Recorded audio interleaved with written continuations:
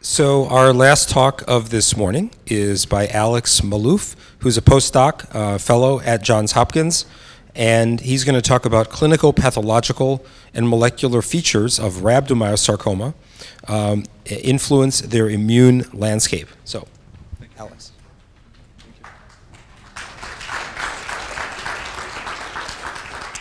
All right. Thank you for the introduction. Sorry, I'm a bit tall for that. I would first like to thank CCF for the opportunity to present our work today. As the introduction said, my name is Alex Maalouf. I'm a research fellow in Dr. Nicholas Yosa's lab at Johns Hopkins. And today I will be presenting our work on how the clinicopathological and molecular features of rhabdomyosarcoma influence their immune landscape.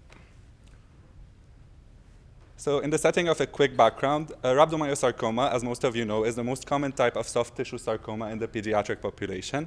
And whenever a patient presents with rhabdomyosarcoma, usually the staging process takes into consideration multiple prognostic factors. These include first the subtype, mostly being divided between embryonal and alveolar rhabdomyosarcoma, with the latter being further subdivided according to the presence or absence of a Paxfoxo fusion gene, which is associated with worse prognosis. Then another prognostic factor is location, with usually head and neck and genitourinary locations considered favorable locations, as all of the rest are considered unfavorable. And finally, whether the disease at time of presentation is localized or metastatic also plays a big role. All right. So the current treatment regimens for rhabdomyosarcoma are basically chemotherapy plus or minus radiation and surgery when possible. But the thing is, despite having defined treatment plans, recurrence rates are still relatively high. And for patients with relapse, response to treatment hasn't been great, and survival outcomes are very poor. So basically, we're in desperate need of new treatments for rhabdomyosarcoma patients. As a cancer immunotherapy lab, the big question we ask ourselves is the following one. Is there a place for immunotherapy in rhabdomyosarcoma, which is basically the kind of therapy that is going to recruit the patient's immune cells in an effort to stimulate an immune response against the cancer and to try to control it? In order to answer this very big question, the very first question that we need to answer is the following one. Are there any immune cells that are infiltrating rhabdomyosarcoma tumors, and where are they located? Now, in an effort to answer this question, we have established in our lab a sarcoma biobank that contains specimens from more than 20 rhabdomyosarcoma patients that we usually collect when they have surgery or biopsy that they undergo at Johns Hopkins. But we also went one step further and tried to gather specimens from the pathology archives at Hopkins going back 20 years in time. And then what we did was select some of the immune markers that would define the immune cells inside rhabdomyosarcoma specimens and do immunohistochemistry and immunofluorescence that we try to correlate with patients' clinical outcomes data as well. And going into this project in mostly a prognostic factor agnostic kind of fashion, not knowing what specimen is what and if it's fusion positive or not, what we saw was that in around 50% of the specimens, the tumor microenvironment of rhabdomyosarcoma seemed to be structured. And what do we mean by structured? We basically mean that what you see here on this figure at the top left is that the cells that are painted in red are your immune cells, which are mostly your T cells and B cells, which are the cells that we believe are responding to the cancer, that are clustering together, forming small structures inside the tumor, which is painted here in green. And basically, what we saw when we zoomed into these structures that now we know are called tertiary lymphoid structures, that they actually resemble normal human lymph nodes, and a very specific part of the lymph node, which is the germinal center, which in setting of disease usually is where the immune response happens. And when we zoomed into this structure even more, what we saw were the following immune cell populations, which were the B-cell-rich germinal center at the middle of the tertiary lymphoid structure that was surrounded by a nice T-cell zone, and both zones in which antigen presentation and immune response was happening. But we also saw intertwined dendritic cells there, which are antigen-presenting cells that are basically presenting part of the cancer to the immune cells in an effort to activate an immune response against them. Now, we had already identified these a few years ago, and basically, more than using the immune cell markers to look at them, we also looked at the stimulatory and regulatory immune checkpoints. And what we saw that the immune activity in rhabdomyosarcoma seemed to be centered inside these tertiary lymphoid structures, and we hypothesized that the immune response against rhabdomyosarcoma seemed to be happening inside these structures. Now, this is to make it a bit more graphic for you. What you are seeing here, the big picture is actually a rhabdomyosarcoma specimen, and using the digital pathology software Halo, we were able to delineate the tumor area, as you can see here in yellow. But we also went one step further and delineated in green the tertiary lymphoid structures, and the exercise was to quantify the immune cells against the tumor as a whole, but also inside the tertiary lymphoid structures themselves.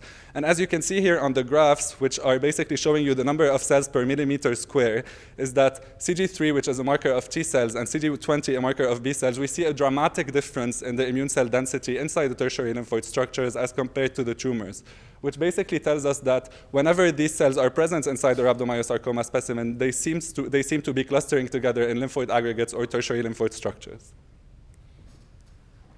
Now, with the growing understanding of the field about these specific structures, about the TLS basically, we cannot rely simply on B cells and T cells anymore to define them, although they're always a good place to start. So as you can see here, when we plot in the CD20 marker, which is the marker of B cells, we see a nice B cell-rich germinal center in the middle of the tertiary lymphoid structure. And then when we add the T cell marker, we also see the nice T cell zone. And both these zones, we believe, are zones where antigen presentation is happening. But then you need to go one step further and add the new markers that have been discovered. The first one being the peripheral node addressin marker. Now, this marker is very important for tertiary lymphoid structures because it is expressed on something that we call high endothelial venules, which is a very specific type of vasculature for lymphoid structures. And the marker PNAD, or peripheral node addressin, will really allow you to distinguish the vasculature of the tertiary lymphoid structures from the tumor vasculature. Then adding PGL1 as a marker of immune cell activity, as immune activity, we also saw that it was centered inside these tertiary lymphoid structures. And finally, looking at CD21, which is a marker of a very specific type of dendritic cells that we call follicular dendritic cells. And what's important about this marker is that, as you can see in this picture in blue, it colocalizes with the B cell germinal center that is in pink. And basically, these cells are participating in the antigen presentation in an effort to stimulate an immune response against cancer. Having identified these structures in all of our specimens without looking at the prognostic factors first, the next thing we thought to do was basically to look at whether the clinical prognostic factors were influencing the immune landscape in any way. And the thing that we noticed was that the head and neck specimens, which are considered to be favorably located, seem to have a higher density of B cell inside their tertiary lymphoid structures and a higher density of T cells inside the tumor as a whole. And one thing very interesting was that the density of the specimens, the density of the immune cells in the specimens from head and neck specimens matched that of metastatic lymph nodes, which as a baseline are expected to have higher densities of immune cells. All right. Then once we had seen that, the next exercise was to try to see whether the presence or absence of the tertiary lymphoid structures was influencing the overall survival in any way. And basically what we did was we gathered a small cohort of 30 rhabdomyosarcoma patients from which we get the clinical data. And then basically what we tried to do is divide the cohort according to whether their specimens contained tertiary lymphoid structures or not, forgetting all other prognostic factors, but also noting that all of these patients only received standard of care therapy. Now, on the y-axis, what you see is the probability of survival, and on the x-axis, what you see is the years elapsed from time of diagnosis. And what was very noticeable, although not statistically significant yet, because we are still trying to actively expand the cohort, was that the patients that had tertiary lymphoid structures inside their specimens seemed to be doing better in terms of overall survival. Now, something I forgot to mention before was that when we collect fresh specimens from the OR from rhabdomyosarcoma patients, one thing we try to do is to take one piece from the specimen and dissociate it in order to generate single-cell suspensions, which will be basically cells from both the tumor and immune cells from rhabdomyosarcoma. And once we do that, we can use flow cytometry in order to interrogate the immune cell inside the rhabdomyosarcoma specimens, and we also try to correlate that with patient clinical outcome data.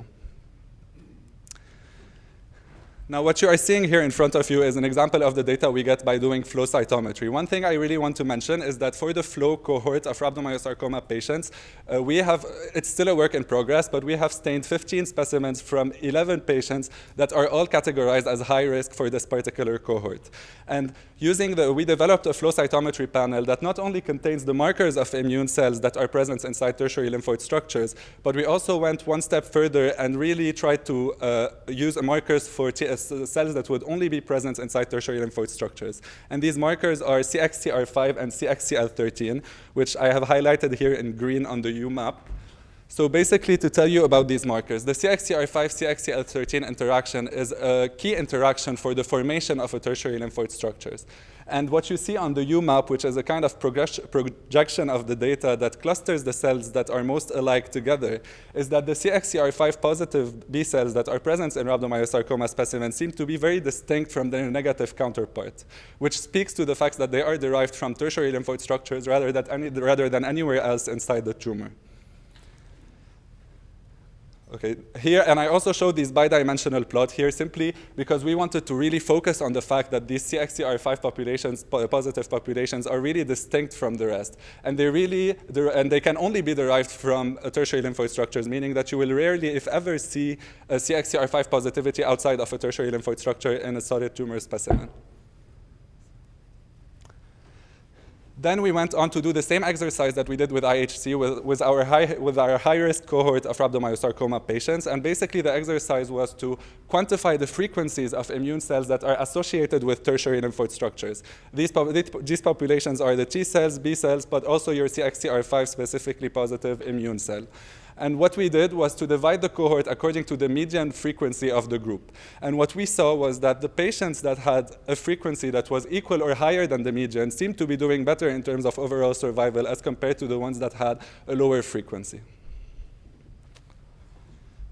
Now, once we had confirmed by flow cytometry and IHC that these tertiary lymphoid structures were present, we really wanted to study the genetic signature of these cells and try to basically answer the following question.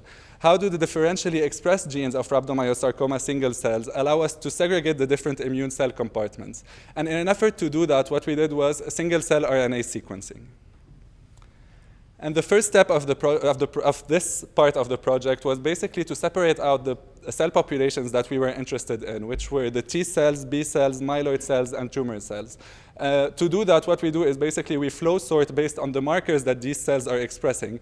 And then the next step is to do single-cell RNA sequencing in an effort to identify the genes that are upregulated inside these cells. And then to zoom in on the cells that are responding against the cancer, we look at T cells and B cells and the receptor that they are expressing, because it is the part that is recognizing the antigen that is generated from rhabdomyosarcoma cells. And we also sequence that part of the cell. Now, this is still a work in progress, but so far we have been able to isolate 56,046 tumor and immune cells from 2 fusion-positive rhabdomyosarcoma patients in an effort to deepen our understanding of these tertiary lymphoid structure-associated immune cell populations. And now what you are seeing here on this U map is basically the 4 immune cell populations that we are interested in. But when you look more in detail, you see that they are made up of so many different types of subtypes of immune cell populations. So we were interested in really looking whether the TLS-derived populations were the one that were making up the majority or not. And once we did with this exercise, this is what we were able to see, that the immune cells that had a strong TLS signature seemed to be derived from tertiary lymphoid structures inside rhabdomyosarcoma specimens were the one that were making up the majority of our cells from the 2 specimens that we were able to analyze. As you can see here, you have your cytotoxic T cells, which are the cells that usually basically, they start inside the tertiary lymphoid structure, and the thought is that once they are activated, they will go out of the tertiary lymphoid structure and try to attack the cancer cells. Same thing for the B cells, and then you have your antigen-presenting cells, the dendritic cells, which allow for that to happen. And finally, when we had basically confirmed that these cells are derived from tertiary lymphoid structures or associated with tertiary lymphoid structures, the next step was to look at the repertoire of these cells, or the clonality, in an effort to answer the question, what is the repertoire or clonality of the B cells infiltrating the rhabdomyosarcoma tumors? And the big why of this question is more because the effort is to try and identify a specific target that they are recognizing and try to see whether we can see what this target is and eventually target it ourselves in an effort to control rhabdomyosarcoma. And to do that basically with the TCR and BCR diversity, but for the sake of time, I will be giving an example on BCR specifically. And as you can see here, I have highlighted an example of the B-cell receptor with circling the specific part of the cell that is in direct contact with the antigen of what that we believe is in direct contact with rhabdomyosarcoma antigen. Now, once we had, this is an example from one patient, but once we had isolated B cells from one patient, the first exercise was to do the single-cell RNA sequencing. And what we were able to see was that these B cells seem to cluster in 15 different clusters of subtypes of B cells that we then tried to pair with the specific receptor that they were expressing. And what you get is this type of figure, which I know seems a bit complicated when you first look at it, but I will try to define it to the best of my ability. Basically, what you see is a cell clonotype phylogeny analysis that allows us to understand the lineage and diversification patterns of clonal B-cell populations. In other terms, this is a figure to try to figure out whether there is a specific type of B-cell that is expanding in response to an antigen or not. So what you see here, the circles represent a specific clones, and the bigger the circle, the bigger the clone, or the bigger this specific B cell, the more this specific B cell has expanded. And the colors that you see inside, they go back to the UMAP and basically allow you to identify the cells and from what clusters they are coming in order to study the genes down the line and see what their function is. So we were happy to see that we had these big clones of these B-cell populations that were expanding, but we also wanted to go one step further and see whether they were recognizing the same antigen. And the part of the B-cell receptor that recognizes the antigen is the very top part of the B-cell receptor, which is called CDR. And basically, although we have some different clones, they might have the similar BCR and then respond to it according to the function that they have. And this is what the lines that link the cells together are. Basically linking the cells that are recognizing, or that we believe are recognizing the same antigen. And looking at that and seeing that we have these 3 or 4 groups that are making up the majority of this figure, we define that as an oligoclonal expansion of the B cells inside rhabdomyosarcoma specimens. Conclusions. So immune cells in rhabdomyosarcoma specimens accumulate in clusters forming lymphoid aggregates or tertiary lymphoid structures. There seems to be a higher density of immune cells in head and neck of rhabdomyosarcoma specimens. And I believe I forgot to mention this before, but when we were looking at the immune cell density in head and neck rhabdomyosarcoma specimens, we first saw a higher B cell density inside the tertiary lymphoid structure and a higher T cell density in the tumor as a whole, if you remember. And why is that important to us? Simply because one of the roles of the B cells inside the tertiary lymphoid structures is thought to be antigen presentation to the T cells. And so the fact that we see more T cells inside the tumor means that these cells are recognizing something, expanding, and then infiltrating the tumor, and speaks to the functionality of these tertiary lymphoid structures that we are looking at.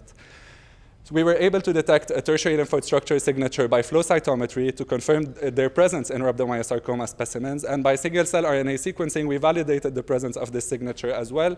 And finally, by BCR sequencing, saw an oligoclonal expansion of the B cells inside the RMS tumors. And that was very important to us because of this association with better overall survival in rhabdomyosarcoma patients. Now, I will say one final thing is that we are very interested in looking at these structures because they have been associated not just with better prognosis and better survival outcomes, but also with better response to standard of care therapy and immune checkpoint inhibition. So down the line, we really hope to unravel the mechanism behind the formation of these tertiary lymphoid structures and basically the interactions that are happening at the level of these small structures in rhabdomyosarcoma specimens. Now, all of this project wouldn't be possible without this whole village, or I like to call it a family, but I would really like to thank Dr. Nicholas Yosa for the opportunity to work on this project and everyone who was involved in it, especially the patients and their families, without whom none of this would have been possible, and CCF for this wonderful opportunity to present today. Thank you.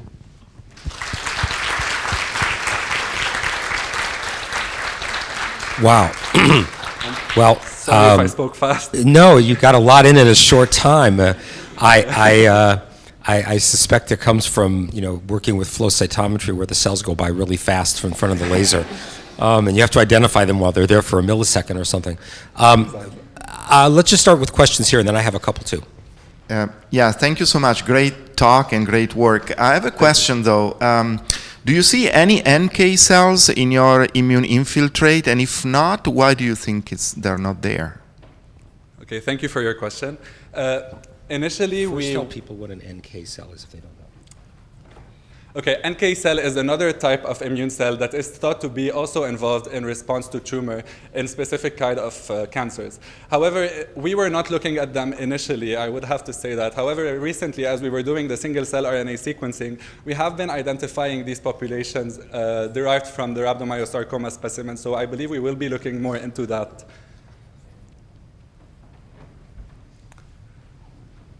Start here in the middle. And while you're going there, I'm going to ask you a quick question as well. So when you say it was better survival, if I read those Kaplan-Meier's correctly, it was basically 20% versus 0. Is that, did I read them correctly as they flash by? Which Kaplan-Meier? The ones where you were looking at the tumor, the structures where they were more present versus absent. Okay. There were two cohorts, right? The IHC cohort, which mostly has specimens from a localized rhabdomyosarcoma and patients who have received standard of care therapy, where we did have a higher percentages of survival as a whole, but a better overall survival in patients that had tertiary lymphoid structures. Then in the high-risk cohort that we used for flow, yeah, basically this dropped a lot because, as you know, these patients didn't do well. However, in terms of time, we were seeing a very nice difference where they were surviving longer, is what we had noticed basically by doing the analysis.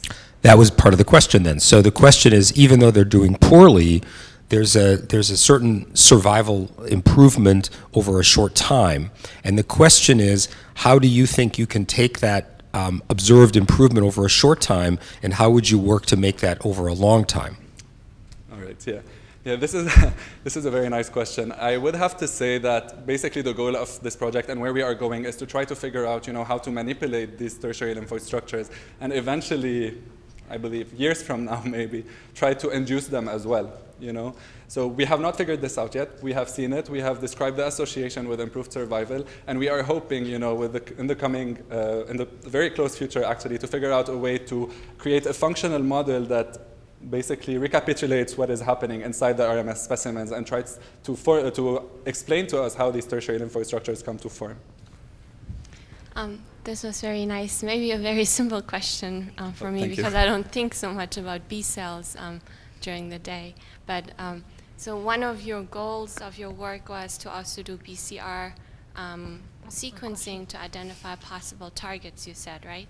Exactly. So, my question for you is, what do you think, by performing this very fancy and extensive sequencing, what is the advantage over just doing cell surface peptidomics and mass spec? Do you anticipate any major advantage?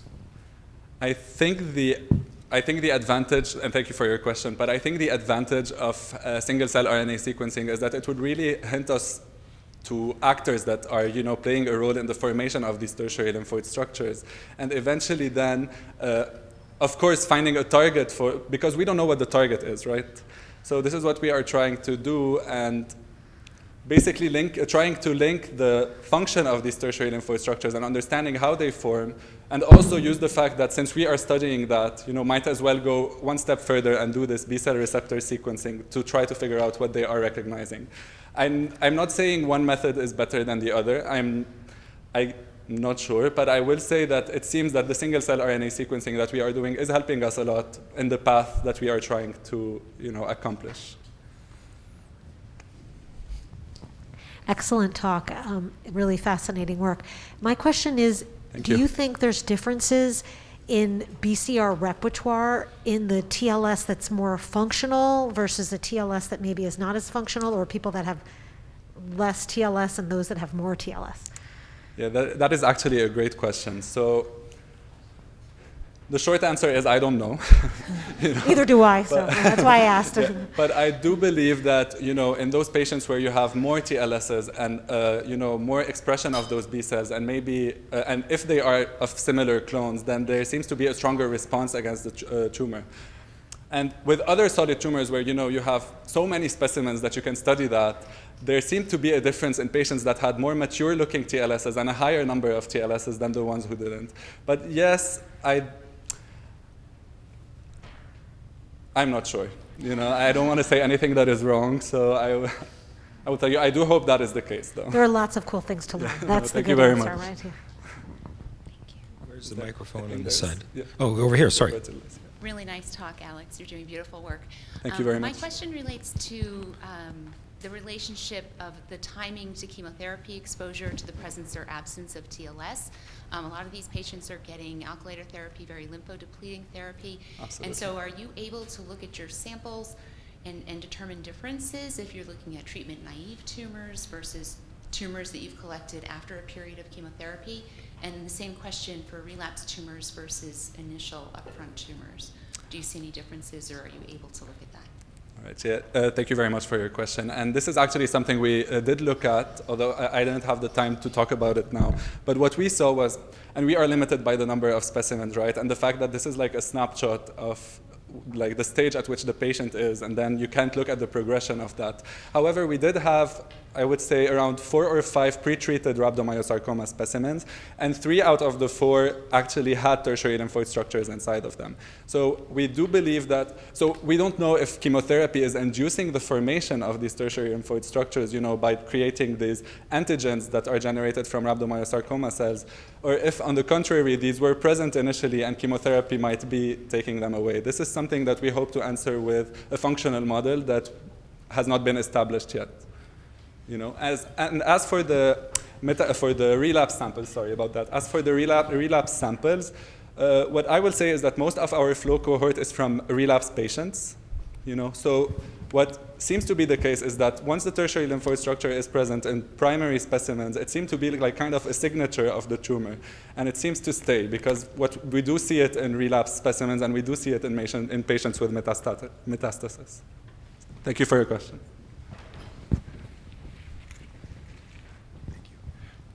Apologies in advance. Your great talk stimulates this naive question about your premise.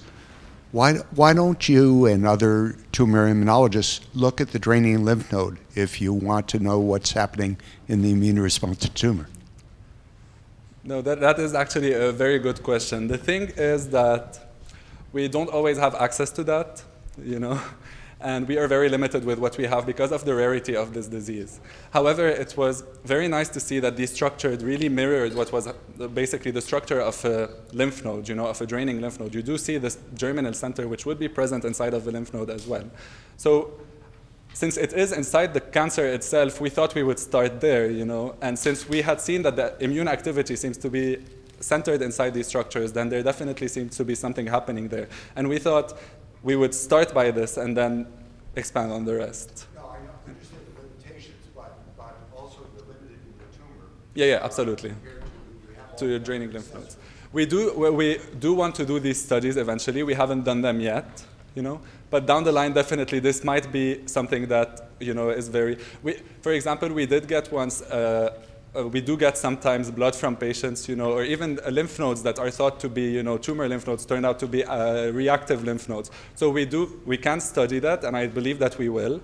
However, for now, we have started with this and hope to expand on that in the future. Thank you. Other questions? Okay, so thank you very much.